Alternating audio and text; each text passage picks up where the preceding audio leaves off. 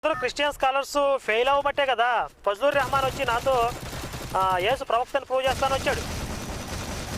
ఒకవేళ విజయప్రసాద్ చాలా బాగా చెప్పేసేసి యేసు లోకకృష్ణుని నిరూపించేస్తే మళ్ళీ ఫజ్లుర్ రెహమాన్ వచ్చి బైబిల్ ప్రకారంగా యేసు ప్రవక్త అని చెప్పి ఈయన ప్రూవ్ చేయాల్సిన అవసరం ఎందుకు వచ్చింది? వాళ్ళు ఫెయిల్ అయ్యారనే కదా ఈ నాతో డిబేట్కి వచ్చింది. ఆ డిబేట్లో మళ్ళీ యేసు ప్రవక్త కూడా కాదని ప్రూవ్ అయితే ఇంకా చండాలంగా ఉండిద్దని చెప్పి క్రిస్టియన్స్ అందరూ పోలీస్ స్టేషన్ పరిగెత్తి డిబేట్ ఆపించారు కదా. వాళ్ళంత భయపడటం ఎందుకు? మీరు ప్రవక్త అని చెప్పి మీరు ప్రూవ్ చేయడానికి మీరు ముందుకు రావాల్సిన అవసరం ఎందుకు వచ్చింది?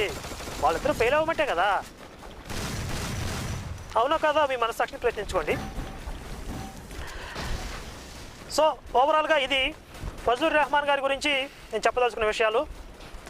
ఇక ఇంతకుముందు మన అన్నయ్య గురించి ఇంతకుముందు పెట్టిన వీడియోలో ఒకటి రెండు విషయాలు లెంగ్త్ ఎక్కువైపోతుందని చెప్పలేదు. ఒకటి రెండు విషయాలు చెప్పేస్తాను. ఏంటంటే ఆయన యూట్యూబ్ ఫాలోయింగ్ గురించి ఆయన మాట్లాడారు. యూట్యూబ్లో నాకెంతమంది